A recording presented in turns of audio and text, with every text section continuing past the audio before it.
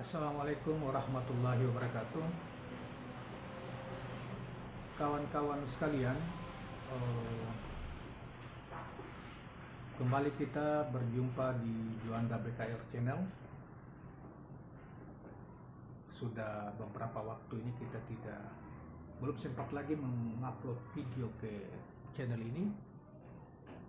Dan kali ini kita coba untuk membincang ringan tentang situasi negeri kita ini pasca bulan suci Ramadan atau pasca Lebaran. Saudara-saudara sekalian, sebagaimana kita tahu bahwa ada beberapa keadaan di bulan-bulan kemarin yang kemudian memicu situasi politik nasional yang membuat ribuan mahasiswa turun di bulan Ramadan memprotes kebijakan pemerintah dan meminta DPR melakukan langkah-langkah bersama pemerintah untuk menangani misalnya krisis bahan minyak goreng misalnya kemarin. Dan sampai sekarang saya kira belum pulih sepenuhnya karena harga setelah terjadi kelangkaan harga tinggi dan naik, dan setelah itu tersedia minyak goreng tetapi harga masih tetap juga tidak turun. Dia menyebabkan salah satu yang menyebabkan banyak kesulitan yang dialami oleh masyarakat kita dan membuat rakyat para mereka yang mengerti yang terdidik telah mahasiswa dalam hal ini yang terrepresentasi di dalam mahasiswa turun ke ini dan kemudian melakukan aksi-aksi protes terhadap pemerintah maupun ke DPR dan lain sebagainya. Saudara-saudara sekalian, kita kalau melihat berita, menganalisa sering melihat berita ada pertemuan-pertemuan terbatas oleh kelompok-kelompok strategis di masyarakat yang juga mereka ini adalah mantan-mantan aktivis tahun 98 misalnya, 90-an 98 yang ikut juga berkontribusi secara tidak langsung terhadap berakhirnya rezim Soeharto misalnya, serta keadaan partai politik yang dalam banyak hal kita ikuti terakhir ini itu juga tidak lagi searah dengan misalnya keinginan kelompok strategis yang ada di pemerintah misalnya. Saudara sekalian, bahwa saya dari mencermati berita maupun apa yang dilakukan oleh pemerintah yang kemudian tidak disetujui oleh beberapa partai politik penguasa yang juga ikut mendukung pemerintah sejak awal, tetapi kemudian beberapa kebijakan tidak disetujui oleh pemerintah oleh mereka. Di antaranya misalnya pertama sekali yang kita bisa lihat secara terbuka adalah misalnya PDIP dan beberapa partai menolak keinginan pemerintah untuk melaksanakan pemilu pada bulan Mei ya 2024 tentunya. Dan itu kemudian terjadi endapan yang agak lama yang kemudian terakhir juga akhirnya kembali ke seperti sekarang, yaitu pada bulan Februari. Itulah dari awal PDIP maupun oleh KPU dan Bawaslu mengusulkan itu dan didukung oleh PDIP dan beberapa partai yang tadinya oleh Gerindra maupun Partai Golkar sudah memberi dukungan itu kepada arah pemerintah pada bulan Mei gitu. Itu satu, menunjukkan bahwa legitimasi dari partai pemenang terhadap pemerintah itu sudah mulai menurun. Satu. Yang kedua, andaikan benar bahwa ada keinginan, misalnya keinginan beberapa kabinet Pak Luhut ya, dengan Pak Luhut Sitompul misalnya, Pak Sitompul dalam hal ini yang kemudian melempar isu tentang perlu diberi ruang kesempatan untuk penambahan masa jabatan presiden. Kemudian ada kelompok yang lain meminta supaya presiden ada amandemen untuk memberi ruang kepada presiden untuk bisa mencalonkan diri kembali pada periode berikutnya. Itu kencang betul dan itu menjadi semacam puncak lah dari pertarungan para elit politik misalnya di partai maupun di luar partai, non partai. Dan walaupun oleh presiden sendiri, Pak Joko Widodo sendiri dari awal mengatakan tidak mau, tetapi kan itu direpresentasikan, diusulkan oleh para pembantunya, yang ada yang menjadi ketua partai, ada yang tidak, yang menjadi motor dari keinginan dari kelompok-kelompok itu, dan itu ditolak habis oleh partai besar yaitu PDIP. dengan alasan bahwa tidak mengkhianati konstitusi, tetap konsisten dengan amanat konstitusi. Dan ternyata itu kemudian melahirkan demonstrasi besar, sekalipun pada bulan Ramadan. Itu hanya isu minyak goreng lainnya, isu seksi saja, tetapi sesungguhnya itu juga bagian dari upaya mereka menolak perpanjangan masa jabatan presiden atau penundaan pemilu dan lain sebagainya.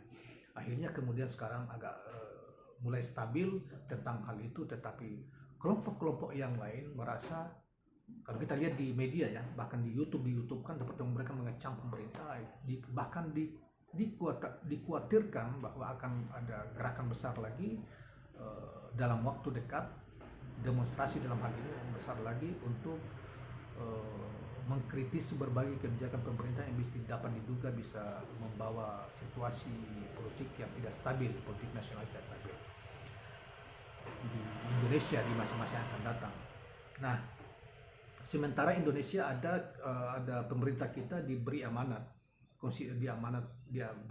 untuk menjadi ketua presidensi G7 negara-negara G20 ya, yang juga akan bertemu di akhir tahun di Indonesia, rencananya di Bali, yang sudah teragendakan. Nah, kalau situasi ini misalnya benar ya, tidak diantisipasi oleh pemerintah sehingga menimbulkan semacam instabilitas politik dan keamanan di negeri kita, ini bisa sangat mengganggu. Dan silakannya lagi kita tentunya di bulan Ramadan yang kemarin ya, ini memang terlambat kita bahas soal pernyataan wawancara dari seorang Menko, yaitu Menko Politik Hukum dan Keamanan, oleh Pak Profesor Mahfud MD, yang mengatakan negara ini dalam keadaan tidak ya, ini bahasa saya, tidak dalam keadaan aman-aman saja, karena menurut dia juga korupsi merajalela di mana-mana. Secara tidak langsung mengatakan kepemimpinan nasional kita lemah, karena dia mengatakan kita perlu di masa depan membutuhkan pemimpin yang kuat.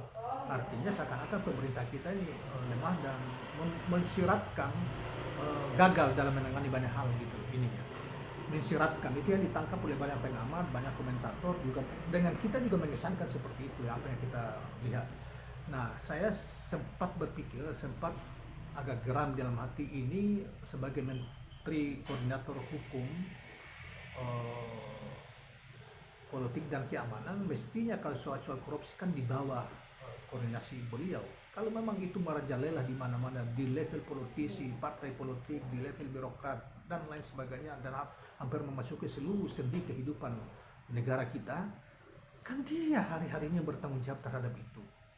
Nah, kalau memang itu dianggap sudah semacam berpasrah diri, sehingga kita menunggu di masa yang akan datang, ya untuk apa profesor ada di situ sebagai Menko itu? Karena Anda punya otoritas untuk itu, Anda hanya bertanggung jawab kepada Presiden. Presiden itu yang Anda lakukan, bukannya kemudian mengeluh ke publik. Menurut saya, itu yang menurut saya kadang-kadang kabinet kita, kabinet Pak Jokowi yang sekarang ini tidak bekerja tidak sistematik dan tidak terkoordinasi dengan baik, sehingga masing-masing terkesan berjalan sendiri. Nah, itu satu. Yang kedua, misalnya yang kabinet kita terlalu banyak punya harapan atau punya keinginan personal kabinet kita untuk yang pemilu masih 2-3 tahun lagi, tetapi ketua-ketua yang berkeinginan untuk menjadi presiden, menjadi calon presiden atau wakil presiden sudah terlalu menampakkan ambisinya, bahkan dari tahun kemarin. Kita bisa sebutlah misalnya ketua umum Partai Golkar, wajarlah kepemimpinan, tetapi oleh publik melihat bahwa ini terlalu banyak urusan partainya daripada mengurusi hajat hidup banyak orang rakyat Indonesia. Pak Erick Thohir sibuk juga di mana-mana, di baliho itu diinikan. Kemudian banyaklah lagi beberapa menteri yang sudah sangat khawatir kalau tidak teradopsi di dalam kandidat calon presiden pengganti Pak Jokowi. Nah, sehingga banyak langkah-langkah politik mereka juga terjadi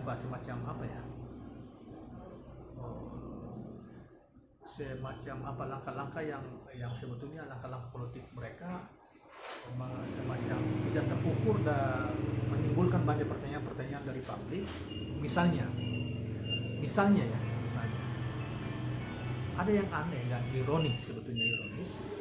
Mohon maaf, misalnya Pak Erlangga kan salah satu pemimpin partai besar ya, dan menjadi koalisi besar di periode kedua di Pak Jokowi, dan beliau dipercaya sebagai Menteri Ekonomi. Dan oleh karena itu banyak orang dan kader internal Golkar itu berharap salah satu kandidat capres yang potensial di pemilu yang akan datang. Dan itu sudah disiapkan dari waktu ke waktu oleh kader di daerah. Bahkan sudah disuarakan. Tiba-tiba ketika itu muncul dengan tentunya alasan yang lain, itu melempar gagasan perlu memperpanjang masa jabatan Presiden Jokowi, dan itu menjadi salah satu ketua partai bersama PAN dan PKB menjadi pendorong utama atau gerbong utama ingin memperpanjang atau menambah masa jabatan, atau ingin pemilu ditunda. Kan lucu ini banget ini. Nah sekarang kemudian ketika ditolak oleh publik, ya sekarang sudah melakukan lagi, mencoba untuk membangun koalisi untuk itu ke sana. Kita tidak tahu koalisi bertahan sampai di pencalonan presiden atau tidak, atau nanti 1-2 bulan ke depan sudah bubar lagi misalnya, kan nggak tahu. Tapi itu langkah politik yang dilakukan, wajar dilakukan oleh pimpinan partai politik. Cuma terlalu banyak stigma negatif yang dicoba dibangun karena ada fakta-fakta gerakan yang dilakukan oleh para pimpinan partai politik itu, sehingga oleh stigma negatif dibangun oleh masyarakat, terbangun dari masyarakat kepada mereka melakukan semacam upaya-upaya atau terobosan politik, tetapi agak susah untuk dipercaya. Nah, di sisi yang lain, saudara-saudara sekalian, kita melihat bahwa pemerintah ini memang kalau tidak hati-hati, tidak pro rakyat dengan sungguh-sungguh di masa sisa waktu yang tersisa ini, kemudian bisa melakukan turbulensi lagi, bisa menimbulkan turbulensi politik, misalnya ada misalnya kebijakan-kebijakan yang tidak populer dengan kebijakan rakyat, tidak memihak rakyat, dan tidak disukai, tidak disetujui oleh partai-partai besar misalnya seperti PDIP, Nasdem, dan lain sebagainya. Itu bisa menimbulkan masalah di dalam perjalanan politik yang akan datang. Saya sejak awal, apapun yang nanti akan dibantah oleh PDIP, saya sejak pertama ketika melihat performance kabinet yang menempatkan kabinet yang berasal dari kader-kader PDIP itu hanya mengurus tanda kutip kertas, saya sudah menduga bahwa ini ada sesuatu yang tidak beres dalam hubungan PDIP dengan Jokowi dan lingkarannya. Sejak awal pemenang pemilu yang lalu, ya, kuartal kedua dari episode kedua dari Pak Jokowi, karena dari kader-kader asli PDIP yang menduduki portofolio kabinet hari ini episode kedua ini, itu lebih banyak mengurusi kertas daripada misalnya kebijakan strategis negara, menempati posisi-posisi departemental yang akan menduduki hal-hal yang sangat substansi dalam bernegara. Memang mungkin Menteri Hukum dan HAM masih relevan, kemudian Menteri Sosial, tetapi yang namanya Pak Cahyokumolo sebagai mantan sekjen partai pemenang dan pengusung utama presiden, kemudian juga mantan sekjen yang menteri Sekap sekarang ini, yang juga mantan sekjen PDIP, menempati mengurusi kertas doang dan hanya nama dalam jumlah, tetapi tidak strategis di dalam pengelolaan negara yang baik secara ekonomi maupun yang lainnya. Nah karena itu wajar kemudian saya mendengar, walaupun itu tidak terbuka, banyak kekecewaan dari petinggi partai ini, partai PDIP yang pemenang dan mengantarkan sejak awal Pak Jokowi mulai jadi gubernur, kemudian jadi presiden pertama maupun kedua, kemudian mereka tidak mendapatkan posisi yang strategis di dalam ikut serta di dalam mengelola negara. Nah, oleh karena itu kita tidak heran rentetan itu kemudian saya tandai dengan misalnya penolakan PDIP dalam kebijakan pemerintah tentang pemilu, kebijakan kelompok-kelompok strategis di lingkaran Pak Jokowi untuk didorong supaya Pak Jokowi itu bisa diperpanjang masa jabatannya melalui amandemen nomor 40 atau misalnya diberi ruang untuk mencalonkan kembali dengan tentunya dalam skema amandemen Undang-Undang Dasar 45 dan lain sebagainya. Nah, karena itu saudara-saudara sekalian, ini menarik di masa-masa akan datang, dan kalau kita lihat video-video tertentu dari pertemuan-pertemuan mantan-mantan napi politik yang baru keluar, sebagian baru keluar, dan mantan-mantan aktivis 98, pasca lebaran ini akan terjadi begini dan begitu dan sebagainya, dan mengkritisi mungkin pemerintah dengan isu-isu yang mungkin ada isu-isu tentunya kita belum tahu yang akan dimunculkan. Kita tidak tahu apa yang terjadi. Karena itu saya secara pribadi ada yang saya khawatir nanti ditunggangi, walaupun saya skeptis terhadap kemungkinan akan gerakan membesar dan kemudian kekuasaan di take over oleh kelompok militer misalnya. Saya skeptis tentang itu, walaupun sebagian orang menganalisa seperti itu.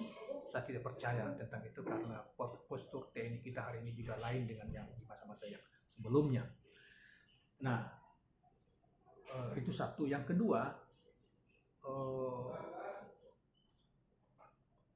di masa pemerintahan ini kita sarankan supaya dan kita dukung supaya mengakhiri masa pemerintahannya dan menjalankan pemilu dengan sebaik-baiknya, berlangsung dengan sebaik-baiknya di masa yang akan datang. Karena ini waktu juga sisa, ini sudah pertengahan tahun, dan nanti di tahun depan itu sudah tahun politik, dan di awal tahun kita sudah melakukan pencoblosan pemilu, pemilu. Maka kita mendukung pemerintah untuk mengambil langkah-langkah kebijakan di masa akhir ini, mengambil langkah-langkah strategis untuk mensejahterakan rakyat, melakukan prosesi pemilu di masa yang akan datang dengan sebaik-baiknya, dengan jujur dan adil, menstabilkan negara dari sisi politik, dan menjalankan agenda-agenda yang lain dengan baik masa akan datang. Demikian juga kita berharap partai politik juga tidak lagi dalam koridor itu, sehingga kita tidak bertikai dalam berkepanjangan dan membuat bangsa ini lelah dengan hal-hal yang tidak penting. Walaupun oleh Pak Jokowi dan pemerintah sendiri menurut saya dalam banyak hal kadang-kadang melakukan treble, kesalahan-kesalahan dalam kebijakan yang besar yang tadi saya ceritakan itu, biarlah itu menjadi bagian dari koalisi mereka dan kebijakan internal mereka. Tetapi dalam konteks misalnya rakyat banyak, kita tidak perlu melakukan gerakan misalnya harus turun pemerintah dan sebagainya. Itu resikonya terlalu besar bagi bangsa kita. Cukuplah itu menjadi bagian yang sulit di masa-masa yang lalu yang pernah terjadi. Tetapi di masa kita ini, walaupun kita tidak memberi dukungan sepenuhnya kepada Pak Jokowi, tetapi kita juga harus mengontrol habis apa yang dilakukan di masa-masa jabatannya ini, sehingga beliau tidak disusupi oleh kelompok-kelompok kepentingan yang bisa merusak ending dari kepemimpinan beliau dan bisa merusak tatanan berbangsa dan bernegara di negeri kita. Nah, saudara-saudara sekalian, saya kira yang penting itu kita sudah hal-hal yang penting yang menurut pencermatan kita yang perlu kita waspadai dan antisipasi di masa yang akan datang. Dan sekalipun sisa masa 2 tahun lebih masa kepemimpinan sekitar 2 tahunan di masa kepemimpinan Pak Jokowi ini akan berlangsung, tetapi kita juga tetap mengontrol sehingga kebijakan pemerintah itu betul-betul untuk kepentingan rakyat banyak dan tidak dikendalikan oleh nafsu serakah dari para oligarki sebagaimana yang selama ini digembar-gemborkan oleh mereka yang tahu persis tentang kelompok-kelompok untuk oligarki ini untuk kepentingan mereka sendiri dan tidak untuk kepentingan bangsa dan negara. Nah, kita mendoakan supaya Pak Jokowi dengan segala kekurangan yang ada pada beliau, sejak awal saya sudah menduga itu, walaupun kita sebagai rakyat tidak mau secara vulgar mengungkapkan itu, tetapi dalam diskusi dengan teman-teman menganggap bahwa ini Pak Jokowi, negeri yang begini besar, tidak kapasitasnya, mohon maaf, tidak cukup untuk mengelola negeri yang lebih besar, Indonesia yang lebih besar dengan jumlah penduduk terbesar, salah satu jumlah penduduk 5 besar di dunia, dan penduduk dengan iman Islam terbesar di dunia, dengan kapasitas dan pengalaman yang amat terbatas yang ada pada Pak Jokowi, kita khawatir. Dan ternyata itu terbukti terus menerus, walaupun oleh banyak orang menganggap bahwa ini kendalinya ada di lingkaran para oligarki. Dan sekali lagi, mungkin kekurangan dan kelebihan yang beliau miliki, dan kekurangan itu dimanfaatkan oleh kelompok-kelompok di kabinet maupun oleh kelompok-kelompok yang tidak terlihat, sehingga membuat negeri kita ini seperti ini. Ditambah lagi dengan COVID yang luar biasa yang menimpa bangsa-bangsa di dunia, termasuk kita Indonesia, yang ya kita sudah rasakan bersama. Mudah-mudahan kita jangan lagi memberi beban terlalu besar, tetapi mengontrol secara positif sampai mengantarkan ke pemilu 2024 ini sukses, dan kita mungkin akan mendapatkan pemimpin yang paling bagus di masa ke depan. Nah, dari pengalaman pemerintahan kita selama 2 tahun Pak Jokowi kan dianggap sebagai simbol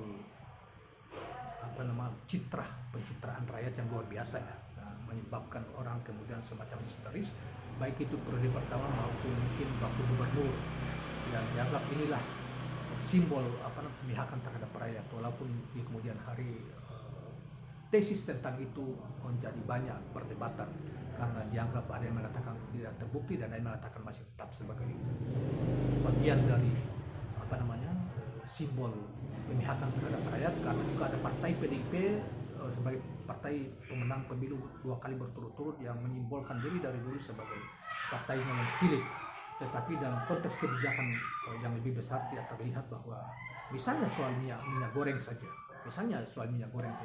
Pak Jokowi bicara begini tapi langkah di bawahnya tidak berjalan seperti yang dibicarakan di atas ininya. Nah, karena itu, dan itu juga mungkin, dan banyak orang dan banyak teman-teman mengatakan karena kapasitas pengalaman kemungkinan yang terbatas, bahkan mungkin juga kapasitas, mohon maaf, secara inteleknya sangat terbatas, sehingga dan kapasitas menyampaikan pikiran-pikiran yang terbatas, verbal yang terbatas ya, baik di dalam konteks lokal, domestik, nasional kita maupun di dunia internasional. Oleh karena itu, di masa yang akan datang, di pemilu yang akan datang sebelum kita akhiri ini, mungkin kita, walaupun nanti kita akan diskusikan sendiri, pemimpin yang akan datang tidak lagi kita menghindari pemimpin pencitraan yang seakan-akan dia dengan rakyat, tetapi sesungguhnya dia bukanlah rakyat nanti, yang suka melempar kaos dengan apa dari atas panggung. Tetapi mudah-mudahan rakyat semakin cerdas melihat bahwa kita butuh pemimpin yang memiliki kapasitas tinggi, memiliki intelektual yang tinggi, memiliki komunikasi verbal yang bagus, baik dalam konteks lokal maupun internasional, dan juga memiliki kepedulian yang nyata terhadap rakyat tanpa harus dia mencitrakan diri sebagai orang yang merakyat, tetapi terlihat dalam kebijakan-kebijakannya memihak betul kepada rakyat, untuk seluruh rakyat. Berbagai kelompok rakyat diayomi dalam kebijakan-kebijakan yang memimpin. Dan dalam konteks internasional kita juga tidak malukan sebagai bangsa. Jadi pemimpin yang kita lahirkan, misalnya seorang pemimpin secara intelektual sangat memadai, secara komunikasi juga sangat terukur dan memadai, secara pemihakan kepada rakyat yang dipimpinnya juga sangat luas dan menguntungkan. Itulah yang kita butuhkan Indonesia di masa akan datang. Kalau tidak, nanti ketika kita salah pilih dalam pemilu yang akan datang, yang juga masih menjual simbol-simbol pencitraan, misalkan dia merakyat, tetapi sungguhnya dia tidak merayat misalnya, dan itu sudah terbukti ada kebijakan misalnya di masa berapa bulan sebelum puasa terjadi apa yang terjadi di Jawa Tengah itu bisa kita sebagai bangsa akan mengalami kerugian besar. Dan sebagai bangsa, kalau kita memilih pemimpin, mengangkat pemimpin, memilih pemimpin yang juga pas-pasan kapasitasnya, komunikasi pas-pasan, komunikasi internasionalnya sangat terbatas, nanti kita tidak ada kebanggaan sebagai bangsa yang beradab. Tapi kalau kita memiliki pemimpin yang cerdas, yang memihak sekaligus kepada rakyat tanpa harus mengeksploitasi diri bahwa dia dekat dengan rakyat, tetapi terlihat pemihakannya kepada rakyat banyak, kita kita akan bangga sebagai bangsa yang beradab karena memiliki pemimpin yang memiliki intelektual yang sangat mumpuni dan memberi kontribusi menjadi preferensi dunia juga, apalagi menjadi preferensi rakyat kita Indonesia. Kita bangga sebagai bangsa yang beradab, sebagai bangsa yang beradab. Artinya bangsa yang beradab, bangsa yang terdidik itu memilih pemimpin yang terdidik, memilih pemimpin yang cerdas, moralnya tinggi, akhlaknya santun, menjadi menjadi teladan bagi bangsanya, bahkan bisa menjadi teladan bagi bangsa-bangsa di dunia. Itulah yang mestinya kita di masa depan, dan begitu banyak orang-orang itu ada di Indonesia ini. Nah, mereka sudah memperlihatkan jejak-jejaknya pada kita, terserah kita mau atau tidak. Dan kita tidak boleh terprovokasi dengan misalnya kaum inilah, kaum itu, tidak usah, karena itu bagi mereka itulah kerjaan mereka, karena mereka dibayar untuk itu, misalnya para bajil itu. Yang kita terprovokasi dengan mereka, kita bersatu untuk melakukan pilihan terbaik bagi kita. Karena ketika pemimpin kita pemimpin terbaik, pemimpin yang menjadi teladan bagi rakyatnya, pemimpin yang menjadi teladan bagi kaum komunitas internasional, kelompok-kelompok Bajir ini tidak akan bisa mampu bangkit.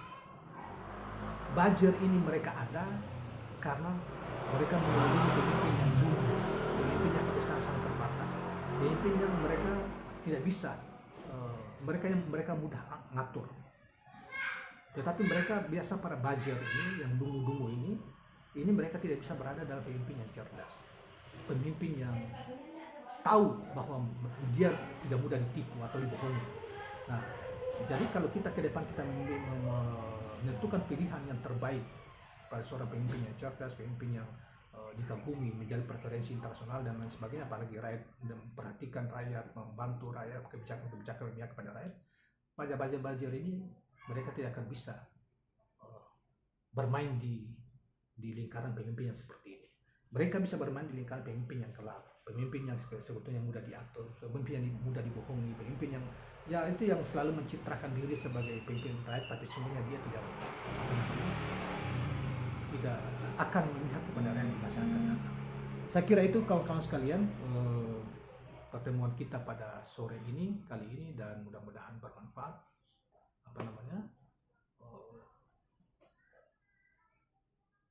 Mudah-mudahan bermanfaat apa yang kita bicarakan ini. Semoga menambah pengetahuan kita, saudara sekalian. Dan sebelum kita akhiri, jangan lupa subscribe, share, dan like channel ini. Terima kasih. Assalamualaikum warahmatullahi wabarakatuh.